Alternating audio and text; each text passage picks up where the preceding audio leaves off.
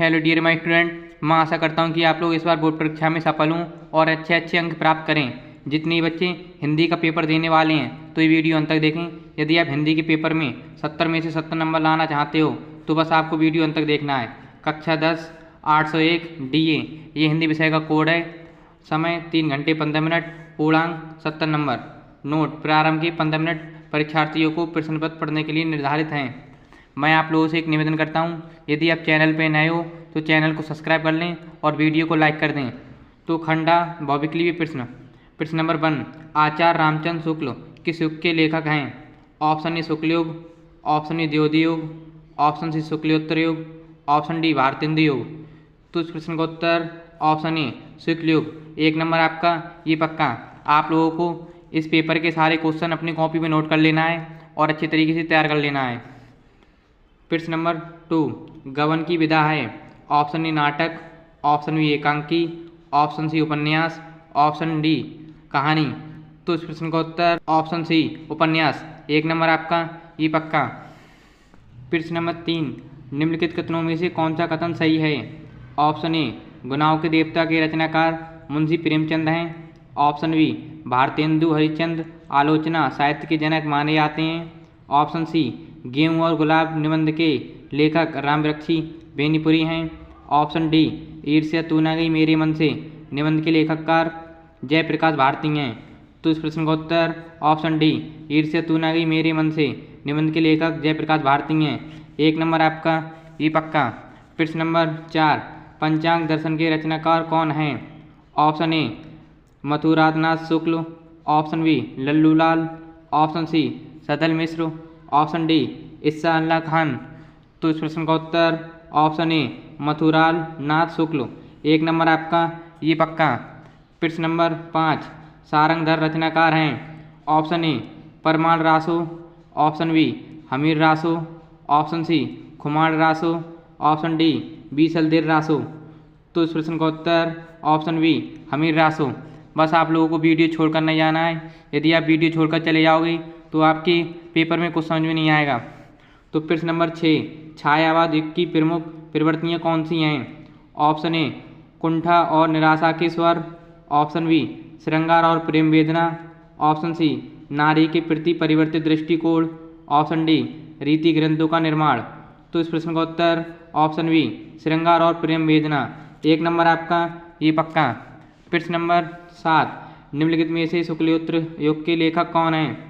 Option A Vasudev Sharan Agrawal, option B Pratap Narayan Mishra, option C Kishorilal Goswami, option D Shyam Sundar Das.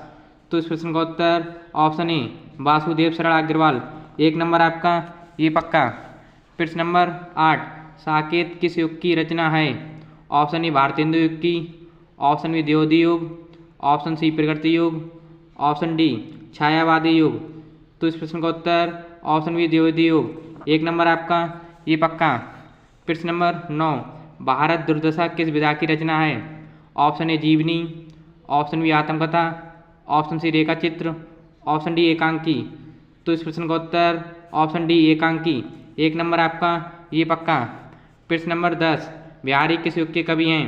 Option A आधुनिक काल, option B रीतिकाल, option C भक्ति काल, option D आदिकाल। तो इस प्रश्न का उत्तर ऑप्शन बी रीतिकाल। 1 नंबर आपका ये पक्का। प्रश्न नंबर 11, नाना वाहन नाना वेशा व्यासे शिव समाज नित देखा को मुखहीन विपुल मुख कहू बिनु पद कर को वाऊ। तो प्रयुक्त में कौन सा रस है? ऑप्शन ए करुण रस, ऑप्शन ए वीर रस, ऑप्शन सी शांत रस, ऑप्शन डी हास्य रस। तो इस प्रश्न का उत्तर ऑप्शन डी हास्य रस। 1 नंबर आपका ये पक्का। मैं आशा करता हूँ कि आपको इतना पेपर समझ में आया होगा। प्रश्न नंबर 12, यहीं कहीं पर बिखर गई वह भग्न विजय माला सी उपर्युक्त में कौन सा अलंकार है? ऑप्शन ए उपमा अलंकार, ऑप्शन बी उत्प्रेक्ष अलंकार, ऑप्शन सी रूपक अलंकार, ऑप्शन डी श्लेष अलंकार। तो इस प्रश्न का उत्तर ऑप्शन बी रूपरेक्ष अलंकार। 1 नंबर आपका ये पक्का। प्रश्न नंबर 13, रोला किस प्रकार का छंद है? ऑप्शन ए विषम मात्रिक, ऑप्शन बी अर्ध सममात्रिक, ऑप्शन सी सममात्रिक, ऑप्शन डी इनमें से कोई नहीं। तो इस प्रश्न का उत्तर ऑप्शन सी सममात्रिक। 1 नंबर आपका ये पक्का।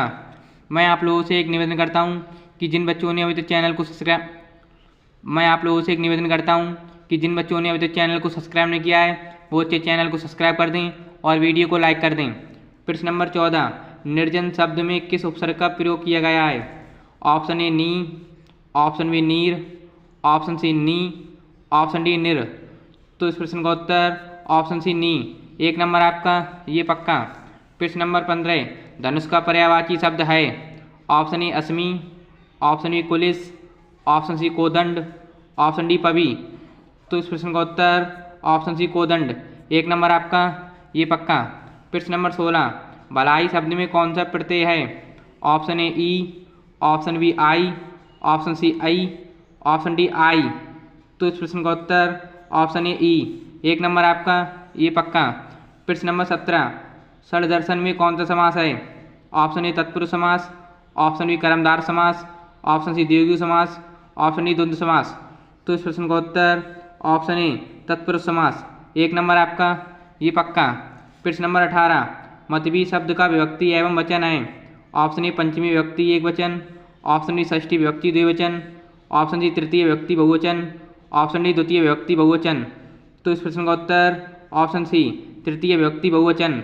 1 नंबर आपका ये पक्का। प्रश्न नंबर 18, प्रश्न नंबर 19, हर्यत्र शब्द का संधि विच्छेद है? ऑप्शन ए हर प्लस अत्र, ऑप्शन बी हरे प्लत्र, ऑप्शन सी हरि प्लस अत्र, ऑप्शन डी हरि प्लस आत्र। तो इस प्रश्न का उत्तर ऑप्शन सी हरि प्लस अत्र। 1 नंबर आपका ये पक्का। प्रश्न नंबर 20, प्रतिशत धातु का पुरुष एवं वचन है? ऑप्शन ए उत्तम पुरुष द्विवचन, ऑप्शन बी मध्यम पुरुष बहुवचन, ऑप्शन सी मध्यम पुरुष द्विवचन, ऑप्शन डी उत्तम पुरुष बहुवचन। तो इस प्रश्न का उत्तर ऑप्शन सी मध्यम पुरुष द्विवचन। 1 नंबर आपका ये पक्का। मैं आशा करता हूँ कि आपको इतना वीडियो समझ में आया होगा। तो आप लोगों को बस MCQ पढ़कर नहीं आना है, अभी आपको पूरा पेपर देखना है, बस आपको वीडियो छोड़कर नहीं आना है। यदि आप पूरा वीडियो देखोगे तो आपके हिंदी के पेपर में 70 में से 70 नंबर ये पक्के। तो अभी तक हमने OMR वाले प्रश्न पढ़े थे, अब हम कॉपी पर लिखने वाले प्रश्न पढ़ेंगे जो 6 नंबर में दिया गया है। जैसे खंड व वर्णात्मक प्रश्न। जैसे प्रश्न नंबर 1, निम्नलिखित गद्यांश पर आधारित 3 प्रश्नों को उत्तर दीजिए। जैसे ये गद्यांश दिया गया है, ये आपका 6 नंबर में दिया है, तो आपके 6 नंबर बिल्कुल पक्के। जैसे ये गद्यांश दिया गया है, इसमें 3 ये प्रश्न दिए गए हैं। उपर्युक्त गद्यांश का संदर्भ लिखिए और रेखांकन अंश की व्याख्या कीजिए और धर्मचक्र कहाँ स्थित था। इन तीनों प्रश्नों को उत्तर आपको इस गद्यांश में से पढ़कर देना है और आपको ये पहचानना है कि ये किस पाठ से लिया गया है और इसके कौन लेखक हैं। तो आपको ये गद्यांश अपने गैस पे टिक लगा लेना है और अच्छे से तैयार कर लेना है और आपके 6 नंबर ये पक्के। यदि आपको ये गद्यांश नहीं पता है तो बोर्ड एग्जामिनर अथवा वाला गद्यांश और देता है तो आप वो वाला गद्यांश कर सकते हो। जैसे ये है, जैसे ये गद्यांश है, जैसे ये गद्यांश दिया गया है, इसमें भी 3 प्रश्न दिए गए हैं। इन तीनों प्रश्नों का उत्तर आपको इस गद्यांश में से पढ़कर उत्तर देना है, तो आपके 6 नंबर पक्के। प्रश्न नंबर 2, दिए गए पद्यांश पर आधारित 3 प्रश्नों को उत्तर दीजिए। जैसे ये वो गद्यांश दिया गया था, ये आपका ये पद्यांश दिया गया है 6 नंबर में और आपके 6 नंबर पूरे पक्के। जैसे आपको इस पद्यांश में ये 3 प्रश्न पूछे गए हैं, इन तीनों प्रश्नों का उत्तर आपको ये पद्यांश में से पढ़कर इन तीनों प्रश्नों को उत्तर देना है और आपने गैस पे टिक लगा लेना है और अच्छे तैयार कर लेना है और आपके 6 नंबर ये पक्के। यदि आपको बोर्ड परीक्षा में ये गद्यांश नहीं पता है तो आप अथवा वाला पद्यांश कर सकते हो। जैसे इसमें ये पद्यांश में 3 प्रश्न दिए गए हैं, उपर्युक्त पद्यांश का संदर्भ लिखिए। तो आपको ये पहचानना है कि किस पाठ से लिया गया है और इसके लेखक कौन है और रेखांकित अंश की व्याख्या कीजिए। जिसके नीचे रेखांकित अंश की व्याख्या की गई है इसकी आपको व्याख्या करनी है।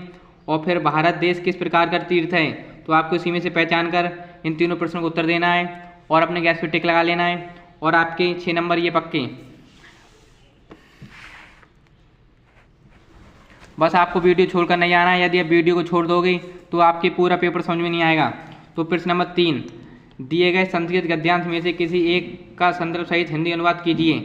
जैसे आप अभी वो हिंदी में दिए गए थे गद्यांश और पद्यांश, अभी आपके संस्कृत में गद्यांश और पद्यांश दिए गए हैं। जैसे आपको ये गद्यांश दिया गया संस्कृत में, इसकी आपको संदर्भ सहित हिंदी अनुवाद लिखना है और अपने गैस पे टिक लगा लेना है और ये गद्यांश अच्छे तैयार कर लेना है और आपके 5 नंबर ये पक्के।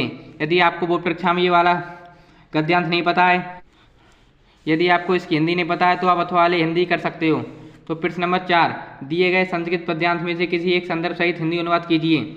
तो आपको ये 2 पद्यांश दिए गए हैं, तो इन दोनों पद्यांश अपनी गैस पे टिक लगा लेना है और अच्छे तरीके से इनकी हिंदी तैयार कर लेनी है। और आपके 5 नंबर ये पक्के, इन दोनों में से आपको कोई एक करना है। प्रश्न नंबर 5, अपने पठित खंड काव्य के आधार पर निम्नलिखित प्रश्नों में से किसी एक प्रश्न का उत्तर दीजिए। ये खंड काव्य के आधार पर पूछा गया है, ये आपके 3 नंबर बिल्कुल पक्के। प्रश्न नंबर 5 में इतने सारे खंड काव्य के आधार पर प्रश्न दिए गए हैं, इन सभी में से आपको कोई एक करना है। तो ये हर जिले के लिए अलग अलग होता है। तो मैं आपको बरेली जिले के लिए बताता हूँ। बरेली जिले के लिए हर साल मेवाड़ मुकुट आता है। तो प्यारे बच्चों, आपको अपने हिंदी के टीचर से पूछना है कि आपके ज़िले के लिए कौन सा आता है, पर ये हर साल आता है, 100% आता है, एक ही आता है हर साल। तो बरेली जिले के लिए 100% मेवाड़ मुकुट ही आएगा। तो आपको अपनी गैस पे टिक लगा लेना है और अच्छे से ये मेवाड़ मुकुट तैयार कर लेना है और आपके 3 नंबर ये पक्के। मैं ये 100% गारंटी के साथ कहता हूँ इस बार भी ये आएगा। प्रश्न नंबर 6, दिए गए लेखकों में से किसी एक प्रश्न नंबर 6, दिए गए लेखकों में से किसी एक का जीवन परिचय देते हुए उनकी एक प्रमुख रचना का उल्लेख कीजिए। जैसे इसमें 3 नंबर में आपका जीवन परिचय पूछा है, 2 नंबर में इनकी रचनाएं प्रमुख रचनाएं पूछी, तो आपके 5 नंबर ये पक्के। जैसे इसमें 3 लेखकों के नाम दे रखे हैं, आचार्य रामचंद्र शुक्ल, भगवत सरल उपाध्याय और डॉक्टर राजेंद्र प्रसाद। तो इन तीनों में से आपको कोई एक जीवन परिचय अच्छे से बोर्ड परीक्षा के पेपर में कर देना है और आपके 5 नंबर ये पक्के। तो आप अपनी गैस पे टिक लगा लेना है और अच्छे से ये तीनों में से कोई एक जीवन परिचय तैयार कर लेना है। हाँ, दिए गए कवियों में से किसी एक का जीवन परिचय देते हुए उनकी एक प्रमुख का रचना का उल्लेख कीजिए। तो ये भी 3 नंबर में आपको इनका जीवन परिचय लिखना है, 2 नंबर में इनकी प्रमुख रचना और 5 नंबर आपके ये पक्के। जैसे ये 3 कवियों के नाम दे रखे हैं, महाकवि सूरदास, महादेवी वर्मा और सुमंत्र पंत। इन तीनों में से आपको कोई एक जीवन परिचय अपनी गैस पेपर टिक लगा लेना है और अच्छे तैयार कर लेना है और आपके 5 नंबर ये पक्के। मैंने आप लोगों को महादेवी वर्मा का और डॉक्टर राजेंद्र प्रसाद जी का जीवन परिचय लिखकर बताया है कि किस तरीके से बोर्ड परीक्षा में इनका जीवन परिचय लिखें ताकि बोर्ड एग्जाम में आपको पूरे नंबर दे। तो आप अभी जाकर चैनल पर पूरी वीडियो देखें।